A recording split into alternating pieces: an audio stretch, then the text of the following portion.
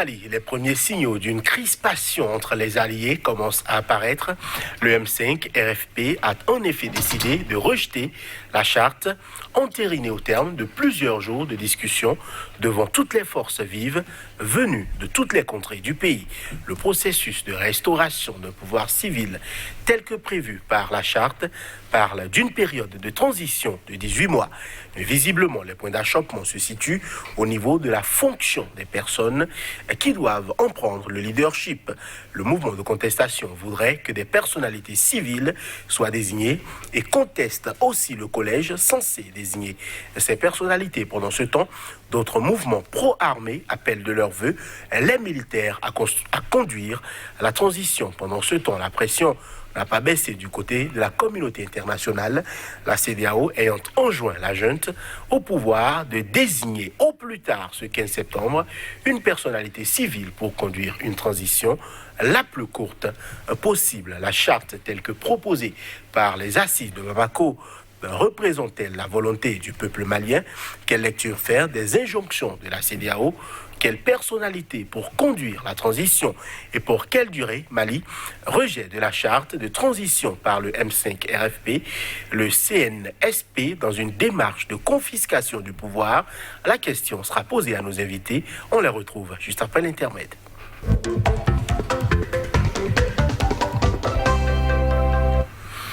Sur ce plateau, Souleymane Hamzat, bonjour. Bonjour. Vous êtes consultant en problématique du terrorisme, spécialiste des questions de protection et sécurité. Face à vous, Patrick Amopoyon, bonjour. Bonjour. Vous êtes coach en politique de développement et gestion de crise. Un plaisir de vous avoir, messieurs. Patrick Amopoyon, ma première question est pour vous. Les assises se sont tenues sur plusieurs jours. Il y a eu des discussions, des propositions de l'ensemble des délégations venues de toutes les contrées du Mali. Mais pourquoi a-t-on l'impression que les conclusions de la charte n'épousent pas la volonté du mouvement de contestation? Je ne sais pas si vous connaissez le Mali.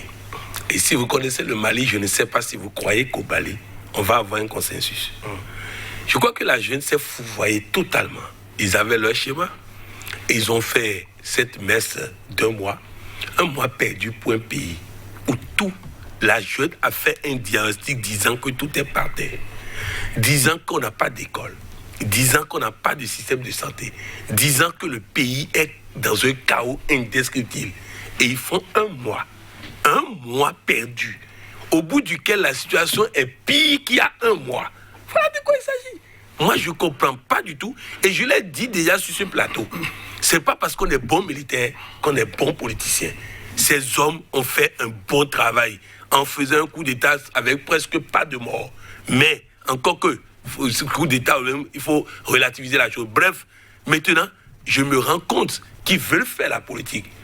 Et si on les laisse faire comme ça, on est parti pour qu'après la transition, ils soient candidats aux élections. Parce qu'ils ne respectent rien, ni ce que dit la communauté internationale, ni ce que dit les mouvements qui ont contribué à la chute du président Ibeka. Donc, dans ces conditions, moi, je crois qu'ils doivent avoir raison gardée. Parce que là où ils vont, là, c'est dangereux pour eux. Ils ne savent pas faire la politique, qu'ils laissent la politique aux politiciens. Alors, le Conseil national du salut du peuple, le CNSP, est-ce que ce n'est pas un regroupement qui est aussi pris au piège des pressions? Parce que la CEDEAO intervient beaucoup sur le cas malien.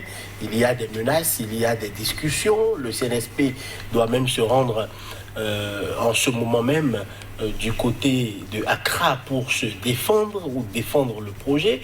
Est-ce que selon vous, tout ceci n'a pas contribué à enliser quelque peu la situation sur le Madame Zat? Écoutez, déjà, je suis pas trop d'accord avec Coach Pognon sur le fait que la situation soit pire qu'il y a un mois. Je ne pense pas.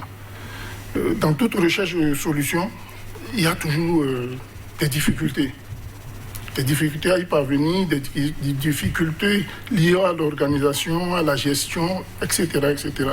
La classe politique malienne a failli. Et elle a failli, ça remonte bien avant Ibeka. Au point où aujourd'hui nous sommes arrivés à un état qui pratiquement n'existe pas. Donc il faut du temps, n'est-ce pas, pour remettre chaque chose en place. Pour ce qui est du fait de vouloir de se retrouver dans une situation un peu enténaillée, c'est du fait des pressions. Mais la jeune ne devait pas, si je peux l'appeler comme ça, c'est un nom que beaucoup de gens n'aiment pas, mais ces soldats-là, ils n'ont même pas intérêt à se faire enterrer. Ils sont des stratèges. Un militaire, c'est d'abord et avant tout un stratège. Et mieux des officiers supérieurs. C'est à eux de trouver les voies et moyens par lesquels sortir le Mali de là et se sortir de là.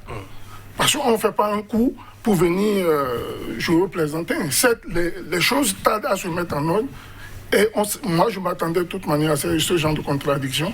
Mais il faille expliquer le pourquoi on est là, comment on fait et comment nous y allons. C'est ce qui devait se faire sous ces assises-là. Et malheureusement, c'est rentré dans un dilatoire. Parce qu'en interne, les politiques même n'ont pas su s'organiser. Regardez même au sein du M5. C'est des disputes. À ne pas en finir. Ils ne s'entendent pas déjà entre eux. Comment veulent-ils aller imposer aux militaires la voie à suivre? De toute manière, ils ont intérêt à bien travailler et correctement et vite pour que l'État malien recouvre sa démocratie. Alors, aujourd'hui, on a clairement deux camps. Il y a ceux qui estiment que le pouvoir doit revenir aux civils tout de suite. Et il y a des soutiens quand même qui estiment que dans un État qui a failli comme celui malien, il faut un militaire pour conduire la transition. Quelle est votre lecture là-dessus? Parce que quoi qu'on dise, le Mali ne peut pas être exclu des problèmes géopolitiques, géostratégiques et aussi sécuritaires. Non, je suis heureux d'entendre M. Souleymane Hamzat, après avoir dit que la situation n'est pas pire, reconnaître qu'on est rentré dans du dilatoire. Je suis heureux de constater qu'il pense que le M5 ne s'entend pas. Mais le M5, il y a une partie majoritaire stratégique qui dit cette copie n'est pas la copie que le peuple malien veut. Mais il y a un ou deux qui ont dit oui, il ne faut pas tout jeter. Ce n'est pas qu'ils ne s'entendent pas. Il ne faut pas tout jeter. On peut garder et corriger. Donc, ce n'est pas qu'ils ne s'entendent pas. Première chose. Deuxième chose, dit que la classe politique malienne a échoué. C'est une expression, c'est une expression qu'on utilise facilement un peu partout. Ils n'ont pas failli. C'est eux qui ont fait tomber IBK. Ce n'est pas les militaires. C'est eux qui ont fait tomber IBK. Ce n'est pas les militaires qui ont fait tomber IBK. Alors, c'est une erreur que les militaires font en pensant que c'est eux qui ont fait tomber IBK et donc ils peuvent disposer du Mali comme ils veulent. Non, c'est pas ça. Troisième chose, il faut faire attention à ceci. Ce n'est pas parce qu'on est stratège militaire qu'on est stratège politique. C'est ce mélange de gens qui fait que les gens échouent souvent. Parce qu'ils ont montré pendant un mois qu'ils ont été bons militairement, mais qu'ils sont piètres en politique. Parce qu'ils avaient la situation en main. Il y a un mois, ils auraient pu choisir un président que personne ne parlerait. Mais aujourd'hui, ils sont faibles à l'intérieur du pays, ils sont faibles devant la CEDEAO. Et c'est dans cette condition de faiblesse quel stratège ils vont se fourvoyer, se mettre dans la gueule du loup pour aller rencontrer les chefs d'État pour dire quoi? Parce que, alors qu'il y a un mois, ils étaient forts à l'intérieur. Ils auraient pu faire cette démarche pendant qu'ils étaient forts à l'intérieur. Maintenant, ils sont affaiblis à l'intérieur. Et c'est en ce moment qu'ils vont rencontrer les chefs d'État. En tout cas, cette stratégie-là, elle n'est pas politique en tout cas. Donc, bref, c'est pour dire que véritablement, moi, je pense que dans cette situation, il faut qu'en allant à Accra, ils aillent dans une logique de trouver un compromis à Accra. Et au retour, de ne pas faire du dilatoire. Parce qu'ils sont en train d'épuiser la patience des chefs d'État qui ont fait trop de concessions. Libérer leur emploi du temps pour répéter des réunions, pour leur permettre d'avoir le temps. Mais un mois durant, nous sommes à une situation qui n'avance pas. Et aujourd'hui, la situation c'est compliquée parce qu'ils ont un document que certains disent le peuple malien a choisi. Ils vont aller à Accra. On va leur imposer un autre document. Comment faire accepter ce nouveau document aux Maliens? Vous voyez, c'est toute une complication. On est en train d'aller de complication en complication. Et ce que je voulais dire, si c'est ce dilatoire-là qu'on veut offrir aux Maliens pendant 18 mois, alors là, vraiment, je ne sais pas pourquoi on veut une transition longue. Parce que là, les techniciens n'ont pas... La société civile n'a pas eu la main. Les techniciens n'ont pas eu la main. Tout est toujours choisi par la jeune. Tout est toujours choisi par la jeune. Où est le peuple malien dans ça? Donc vraiment, moi, je pense que par rapport à ça, il faut que tout le monde comprenne une chose. Le Mali vaut plus que ça. Et si ce carrefour ne peut être un point de départ, et les mêmes choses qu'on a reprochées aux politiciens, les militaires vont venir faire ça, ce serait la catastrophe. Alors, le M5 RFP affirme que le document final lu lors de la cérémonie de clôture de 3 journées de concertation nationale, donc sur cette transition à Bamako, ne correspond pas aux résultats des délibérations.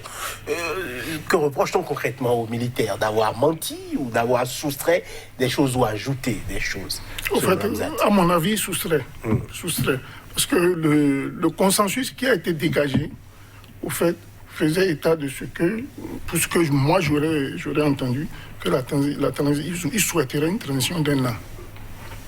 D'accord? Les militaires auraient souhaité une transition de 3 ans. Enfin, ils sont revenus à la raison, ils l'ont ramené à 18 mois. Et dans le document, il y a beaucoup de points qui n'ont pas été pris en compte. Le toilettage du code électoral, la loi électorale, est-ce qu'il faudrait revoir la constitution, la réorganisation de l'armée. Toutes les entités au sein des forces de défense et de sécurité doivent être revues. Mais j'ai comme l'impression que le CNSP est en train de jouer sur 2 tableaux. Le tableau sécuritaire et le tableau politique, auquel, à mon avis, ils auraient dû faire convier des gens comme l'imam Diko et certaines personnalités clés. En leur disant, honnêtement, nous ne sommes pas des politiciens, nous sommes des militaires. Aidez-nous à revoir le côté politique et ensemble, nous voyons le côté militaire, nous convergeons et nous allons vers l'objectif. Ça aurait été ma démarche à moi, si j'étais à leur place. Mais on ne peut pas vouloir jouer aux politiciens, jouer à la fois aux militaires, parce que si vous suivez bien le porte-parole, c'était avant-hier, il faisait en langue bambara un point de vue sécuritaire sur la situation au nord, où il disait que voilà, la France ne leur permettait pas autant de IBK de lever les militaires, de lever les hélicos et les avions pour combattre. On n'autorisait pas les forces de défense et de sécurité à aller sur un certain nombre de points clés. Mais depuis un certain temps, avec l'accord de certains alliés dont dit tel le nom, ils sont parvenus à mettre en déroute les djihadistes et même en capturer et en tuer près de 700. Ils ont eu à ramasser des quantités effroyables d'armes de guerre.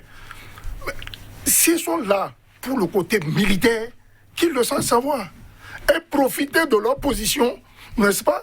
Nommer un premier ministre qui est civil, moi je l'aurais fait. Nommer quelqu'un du MI5 qui est le groupe le plus majoritaire, premier ministre ou vice-président ou tout ce qu'ils veulent, et laisser la transition militaire et aller à 1 ou à 18 mois de 1 an ou à 18 mois de transition, céder le porteur et laisser le Mali avancer.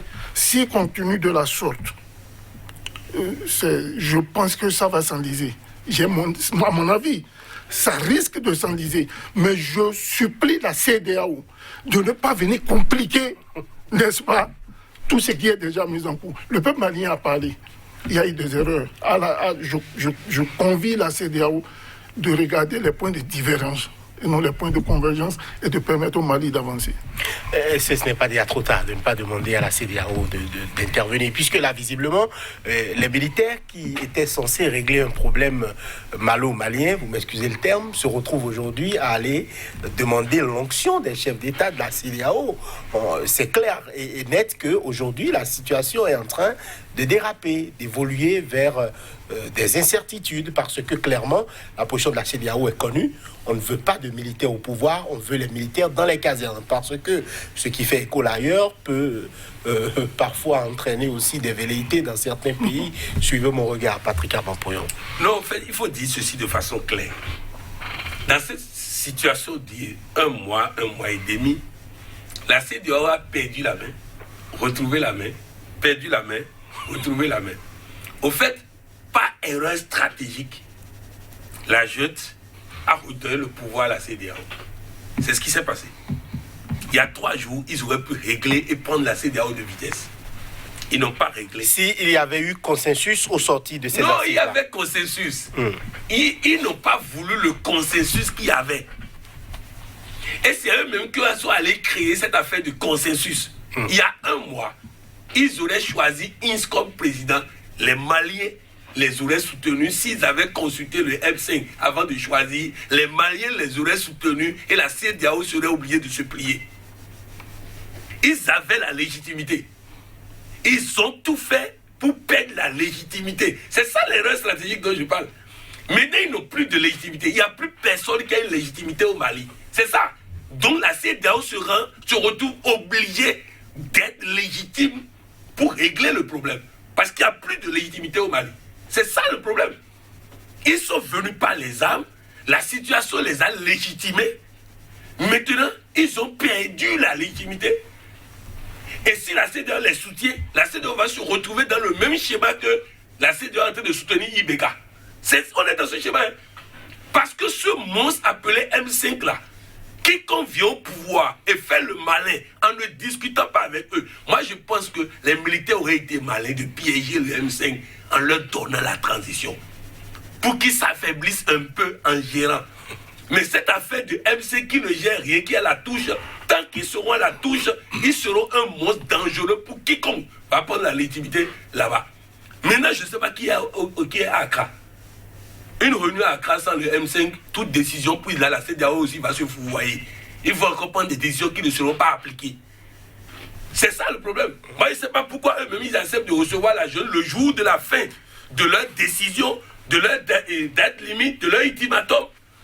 Maintenant, ils vont recevoir la CEDEAO aujourd'hui, ça veut dire que l'ultimatum va tomber encore. Résultat, est-ce que la jeune seule là-bas, ça ne veut rien dire. Il faut que les M5 soient à Accra. Ou si possible que les chefs d'État se déportent au Mali. Ça dit ça. Je vous assure, parce que même s'ils prennent des décisions là-bas, les Maliens vont dire qu'ils sont souverains. Donc il faut que les chefs d'État se déportent là-bas pour eux-mêmes faire les arbitrages. Il n'y a plus personne de légitimité là-bas. Il faut faire les arbitrages. Il faut trouver le consensus. On n'a pas besoin de 300 personnes, 700 personnes pour faire le consensus. On a besoin d'un comité du M5. On a besoin des militaires. On a besoin d'un comité de ceux qui ont perdu le pouvoir avec IBK. On a besoin d'un groupe de ceux qui étaient neutres. C'est tout. Avec ces 4 ou 5 groupes-là, on peut trouver une solution. On n'a pas besoin d'aller prendre 700 personnes pour venir chacun parler, chacun crier, tout ça, et du coup, quel consensus comme ça. Donc, moi, je pense que nous sommes dans une situation chaotique. C'est un chaos. Mais le chaos n'est pas chaotique. Donc on peut toujours s'en sortir, mais oublions tout, on n'a plus de légitimité au Mali, plus personne n'a de légitimité au Mali aujourd'hui. Il va falloir que la CEDEAO cesse aussi de jouer ce jeu de ping-pong, on change de décision chaque semaine, et qu'ils aillent sur le terrain, trouver une solution dans maximum 3 ou 4 jours. On doit pouvoir s'asseoir, discuter, trouver une solution au Mali, avec les Maliens, mais il faut faire ça maintenant. Alors, la volonté clairement affichée donc, de la CEDEAO, c'est que les militaires ne restent pas au pouvoir. Le M5, visiblement, est sur, on va dire, la même tangente. Le M5 veut que le pouvoir revienne aussi aux civils. Est-ce que, selon vous, il faut retourner directement le pouvoir aux civils ou non, faire un gouvernement mixte de transition avec, pourquoi pas, un président civil, un premier ministre militaire ou que voyez-vous comme organigramme pour résoudre les problèmes maliens sur les 18 mois annoncés qui visiblement font consensus? Si je devais faire une consultation, c'est-à-dire raisonner en tant que consultant, je pense qu'il faut aller sur la base d'un consensus. Quand les militaires, j'en ai été un, prennent le pouvoir, le premier truc qui leur vient en tête, c'est de créer une transition, de regarder de tout ce qui s'est fait. Il n'y a aucun militaire qui a pris le pouvoir un jour et l'a rendu le lendemain. Mais il faut aller vite. Parce que le Mali a besoin de recouvrer sa légalité constitutionnelle. C'est-à-dire vivre dans un État véritablement démocratique. Les militaires sont certainement dans une logique. Admettons qu'ils soient dans une logique de conserver le pouvoir. Je pense qu'ils auraient fait fausse route. Du moins, fausse route. Excusez-moi. Ils auraient fait fausse route. On ne peut pas prendre le pouvoir dans les conditions telles que on l'a vécu là. Et il a si bien dit, ils ont commis l'erreur. Pour moi, je n'appelle pas ça stratégique, mais je dis c'est une erreur en venant vous arracher le bol de ne pas s'en déclarer propriétaire. Ils auraient dû dire, voilà, on a pris le pouvoir, monsieur un tel président de la République, bon, il va nous aider à conduire. Ce problème a été réglé d'office, automatiquement. Et ils voient au sein de toute cette classe-là qui s'est mobilisée, et le M5 en tête, parce que quoi qu'il fasse, l'imam dit quoi a été clair. Hein? On ne laissera pas carte blanche à quelqu'un.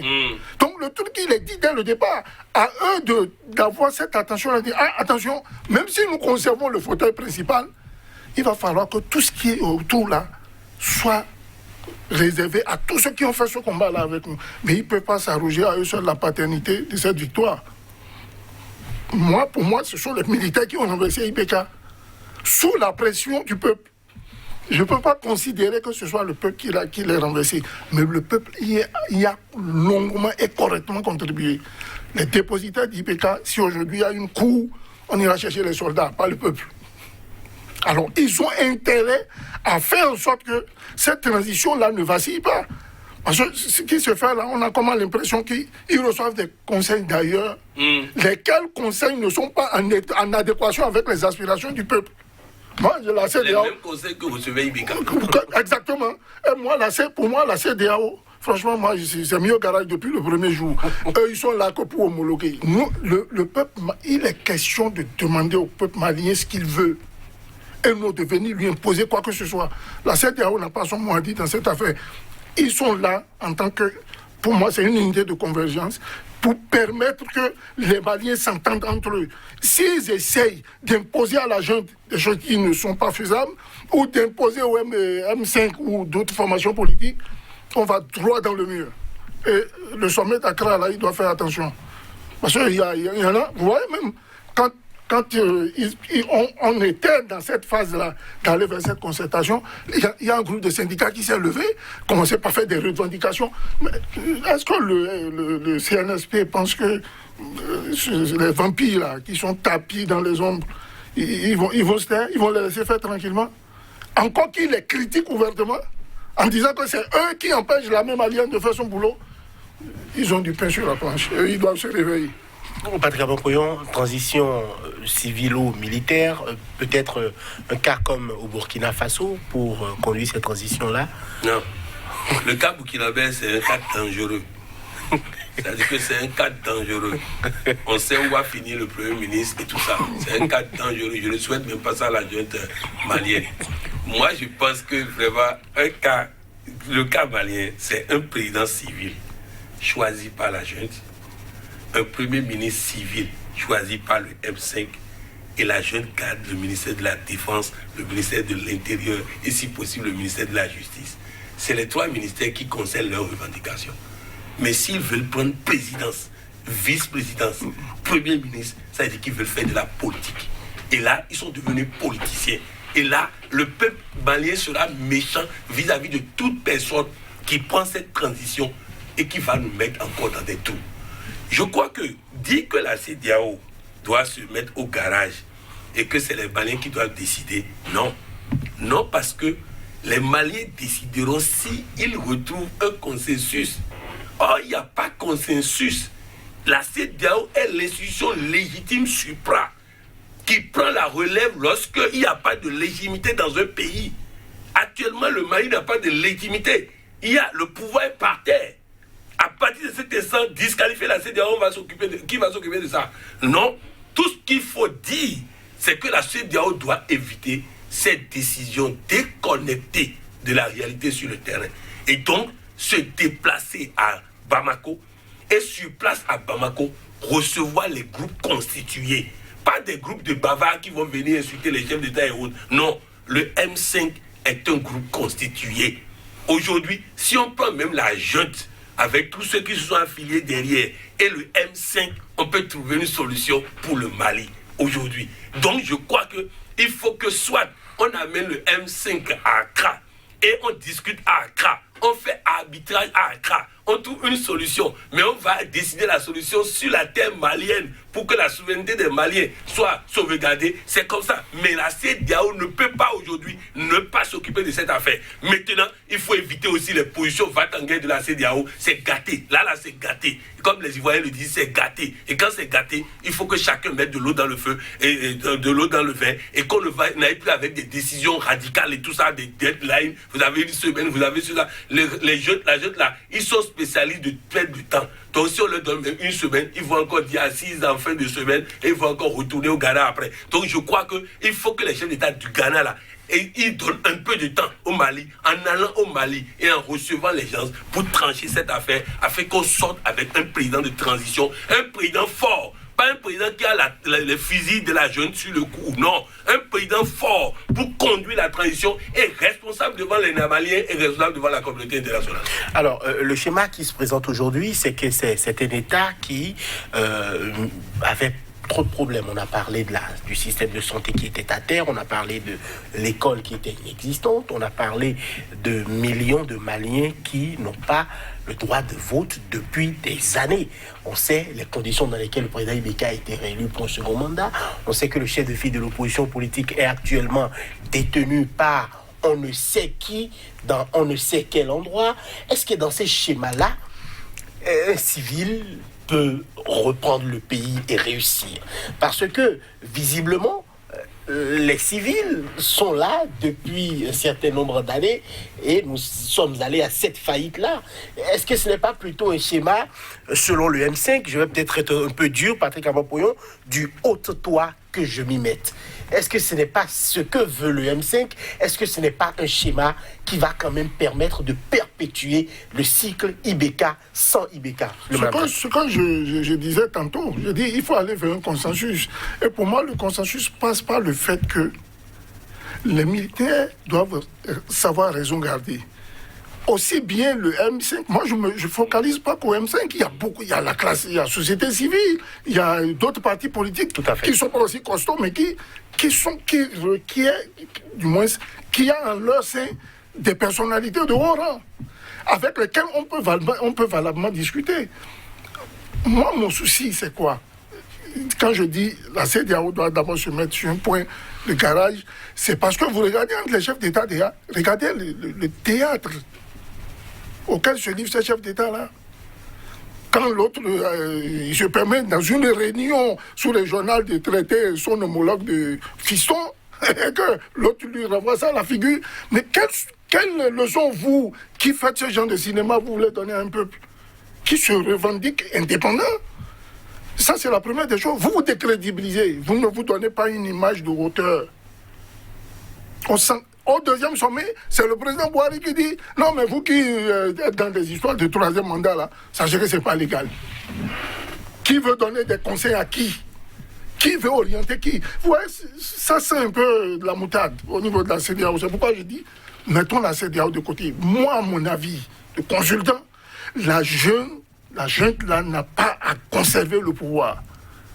Elle peut se créer une transition, mais elle ne peut non plus la faire sans le M5 et les autres. La véritable force malienne, c'est ceux-là qui étaient dans la rue avant. Ils sont qu'une poignée. L'armée malienne est de combien? Quel est l'effectif de l'armée malienne? Même si aujourd'hui, le président, moi je l'appelle président, hein, le colonel Assimi Goïta décide d'aller de toute force, mais il n'en a ni les moyens ni les capacités. Alors il ferait mieux de s'asseoir, comme l'a dit Coach Poyon, sur le M5, en disant, bon, lui il aurait proposé un civil. Moi je dis, lui il prend le devant, il dit, bon, écoutez, voilà, pour que ça ne vacille pas, moi je suis un soldat, peut-être pas ma carapace, les gens vont se calmer, dites-moi politiquement, qu'est-ce qu'on fait pour sortir de cet engrenage? Et le problème était réglé, on n'avait même pas besoin d'aller à Accra. Et puis, l'erreur politique des chefs d'État, c'est que en demandant à la junte d'aller les voir, ils sont en train de la légitimer. Quelque part aussi. Ah ben oui, mais qu'est-ce que vous croyez? Non, les chefs d'État n'ont pas demandé à la junte. Non. La junte si vous me permettez, la junte n'est pas en train d'aller à Accra. Il y a un sommet qui a été décidé par les chefs d'État. Oui, mais le sommet n'a pas... Pourquoi le président ghanéen se rende à Bamako? Peut-être pour des raisons calendrières, je ne sais pas ce qui s'est passé. Il a demandé à la junte d'aller vers lui. C'est une légitimation, même si elle n'est pas directe, de la junte au pouvoir. D'une part. D'autre part, même si lui-même, en tant que président de la CEDEAO, faisait le déplacement, c'est qu'il légitimait. Alors là, c'est la totale, il légitime de manière régulière le pouvoir en place.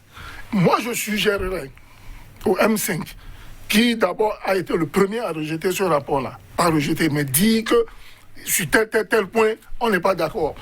Il ferait mieux d'écrire à la junte officiellement, vous dire que voilà, sur tel point, c'est pas ce qu'on a dit, on n'est pas d'accord. Revenez suivre tout ce qui a été dit, pour que nous puissions trouver une solution ensemble. La solution passe et est avant tout malienne. Si la CEDEAO veut, comme le dit coach, aller sur des attaques, non, l'autre est d'accord, l'autre n'est pas d'accord, ils vont contribuer à amener le Mali à un point où vous et nous, on en sera des spectateurs malheureux. Alors, il y a certaines personnalités qui estiment que le document actuel, c'est-à-dire la charte de la transition, elle est bonne. Il faut la prendre telle qu'elle et travailler là-dessus, quelles que soient les critiques que chacun peut proférer. C'est le cas de l'ancien Premier ministre Moussa Mara qui dit que les documents produits ne sont pas parfaits mais constituent une base pour commencer la période transitoire. Donc pour ces personnalités-là ou cette personnalité-là, on peut démarrer la transition avec ça et quitte à corriger les choses s'il y a lieu de faire. Le document tel que voté là porte les gemmes de la prochaine crise. Un président de transition militaire ou civil. Où est le consensus? On est encore à où? Où est le consensus? Une commission créée par la jeune pour choisir le président. Pourquoi la commission? Pourquoi la jeune ne choisit pas directement le président? Tout à fait. Tout ça, c'est des dilatoires. Qui fait perdre du temps. Qui fait perdre du temps. Le Mali est en parterre. Il y a un embargo sur le pays. La CEDEAO attend un simple geste pour lever l'embargo. Et pendant ce temps, on fait du dilatoire. Et il y a des personnalités pour dire que ça c'est bon. Mais regardez les thèmes du document. Mais quelle garantie de transparence de prochaine élection il y a dans le document? Aucune. Si la jeune a pu discrètement faire passer ce document pour des intérêts privés, alors ces intérêts privés seront défendus aux prochaines élections. C'est clair et net. Non, c'est-à-dire que la jeune comprenne une chose. Salou Djibo est un exemple à suivre. Oui, ah non, ça c'est... Salou Djibo est un exemple à suivre. Pas autre chose, pas autre chose. Alors si la jeune, jusqu'à présent, nous l'avons montré des signes d'indépendance et de transparence, oui, pourquoi pas une transition militaire? Mais même transition militaire, c'est pas comme ça se décide. Comme il a dit, ils auraient pu dire, nous sommes présidents, nous, M5, faites-nous des propositions pour le reste. Oui, la CEDEAO serait obligée d'accepter, mais pas aujourd'hui. Maintenant, la CEDEAO aussi doit comprendre une chose. Il y a là de retournement de situation en stratégie. Vous voyez, depuis le début, vous allez voir qu'il y a des semaines où la CEDEAO a la main, il y a des semaines où la jeune a la main, il y a des semaines où M5 a retrouvé la main. Il faut que chacun comprenne que ça peut changer à tout moment. Alors que chacun mette de l'eau dans son verre et qu'on trouve une solution. La solution ne peut venir en ce moment que du groupe caché derrière la junte, du M5 et de la CEDEAO. Il faut la CEDEAO pour éviter qu'un camp puisse récupérer la chose et contrôler encore les prochaines élections présidentielles et autres. Moi, je crois que cette élection même doit être organisée avec une haute surveillance de la communauté internationale pour qu'au moins la première élection qui va sortir de là soit une élection transparente. Mais tous les experts sont mis de côté. On ne sent plus de l'expertise. On sent, moi je suis du camp de la jeune, moi je suis contre la jeune. C'est ce qu'on est en train de sentir. Mais rassurez-vous d'une chose, le M5 est un monstre dont il faut avoir peur. Il faut les mettre au pouvoir pour qu'eux-mêmes, ils perdent un peu de leur légitimité. Parce que tant qu'ils seront à la touche, ils seront dangereux. Demain, ils mettent la population dans la rue, la jeter par terre.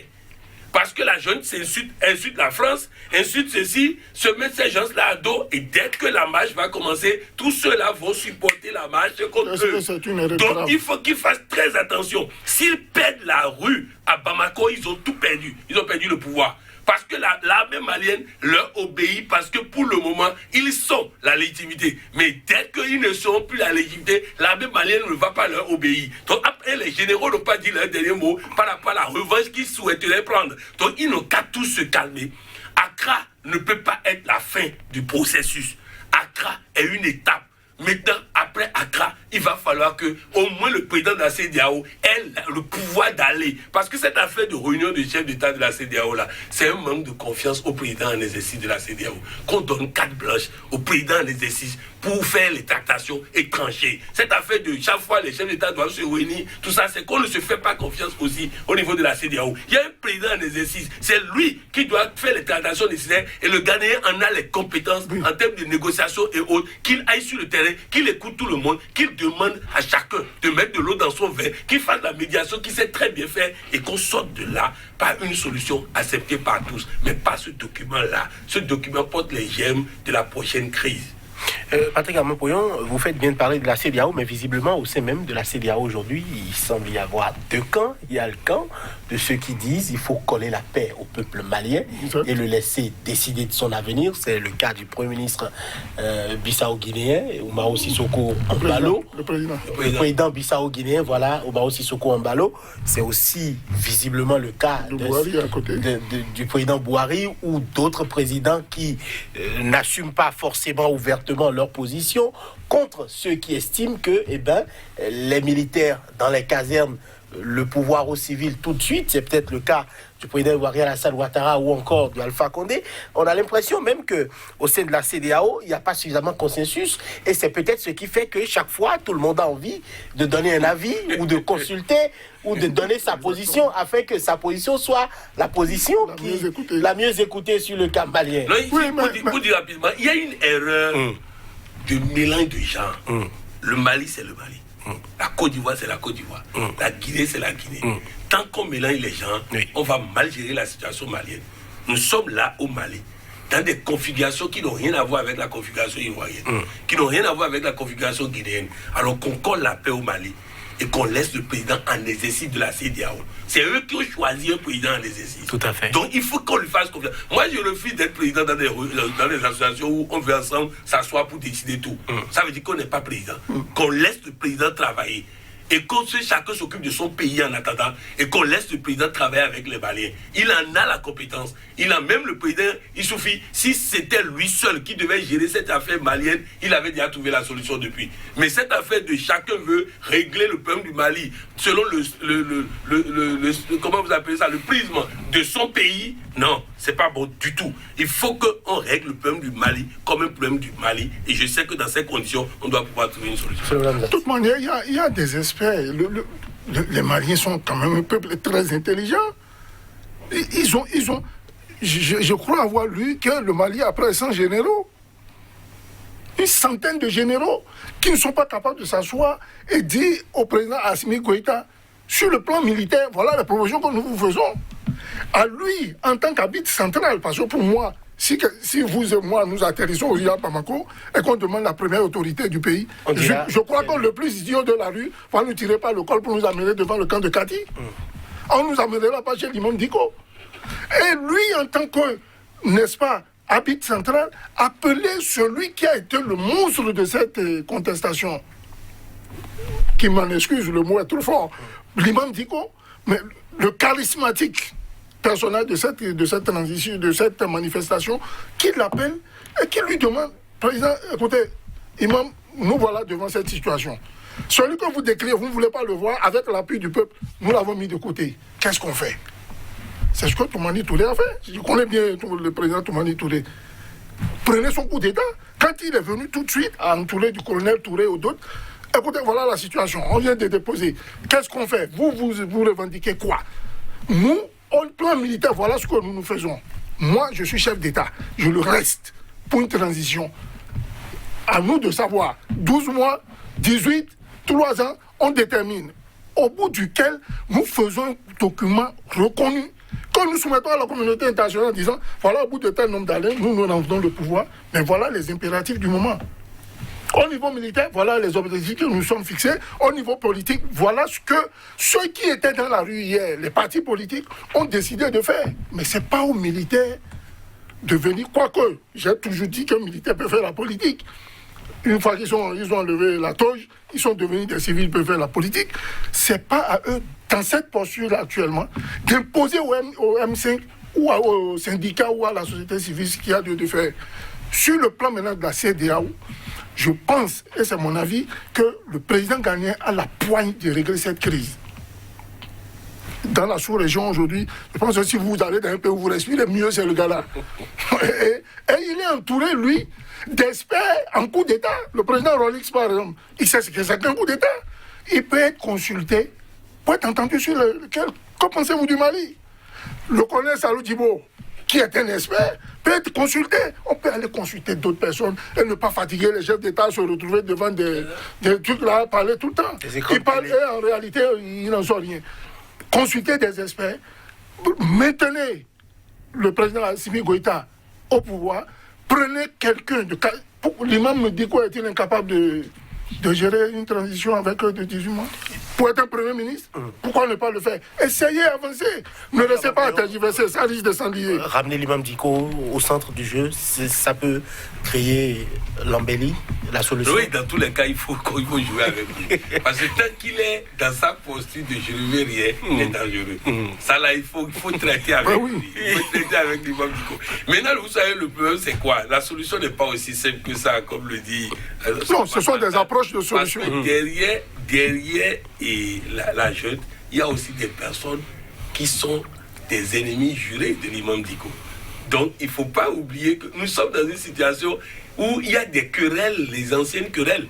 N'oubliez pas que l'imam Dicko a fait tomber un premier ministre qui est aujourd'hui du côté de la junte et probable choix de la junte pour diriger la transition. Et c'est lui qui l'a fait tomber. Donc, il y a des querelles comme ça. Mais il va falloir que chacun élève le débat, mettre les choses, le Mali au-dessus de tout. Mais le plus important, c'est que nous comprenons une chose, c'est qu'il y a des forces qu'on ne peut pas négliger dans cette transition-là. Et la copie qu'a présentée la junte pendant un mois montre que, comme nous l'avons dit depuis un mois, ils sont sérieux sur le plan militaire, mais ils se font entourer de voraces qui sont en train de leur conseiller pour encore récupérer le pouvoir. Je voudrais rappeler que lorsque Gueye a pris le pouvoir, Gueye avait de très bonnes intentions.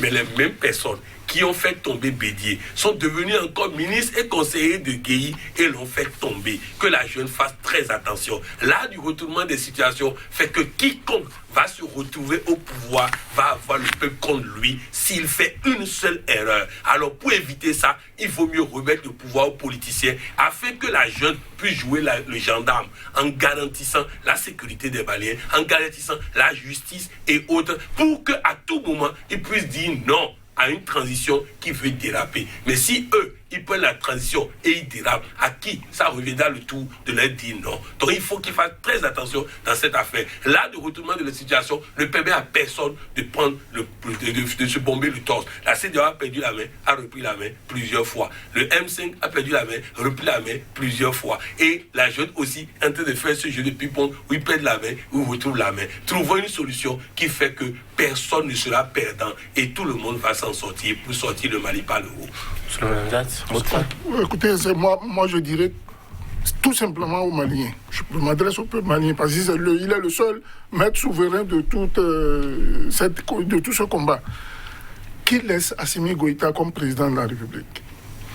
Ensuite, qu'il force la main à l'imam Dicko pour prendre des responsabilités. Ne serait-ce que... Non, excusez-moi, c'est mon avis. L'imam Dicko ne restera pas sous Goïta. Non.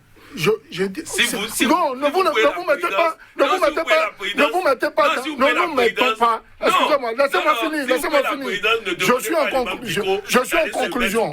suis en conclusion. Le coup d'État a été fait par les militaires. On garde Assimi Goïta. C'est à ma proposition. Allez-y. Que l'imam Dicko prenne sur lui, n'est-ce pas, en tant que citoyen patriote tel qu'il a demandé toujours, de revenir, n'est-ce pas, sur les considérants et proposer avec toute la classe politique, la société civile et les autres, une feuille de route qui puisse conduire à cette transition-là. Et qu'il faut que cela soit clair pour la junte. Ils n'auront pas plus de 18 mois tels qu'ils l'ont dit. Passé 18 mois, ils risquent, s'ils ne suivent pas le bon chemin, de replonger le Mali dans le désordre. Voilà, vous êtes Souleymane Hamzat, consultant en problématique du terrorisme, spécialiste des questions de protection et de sécurité. Face à vous aujourd'hui, Patrick Armand-Poyon, coach en politique de développement et gestion de crise. Messieurs, merci. C'était le Mali de long en large. À très bientôt pour notre numéro de Angle de Vue.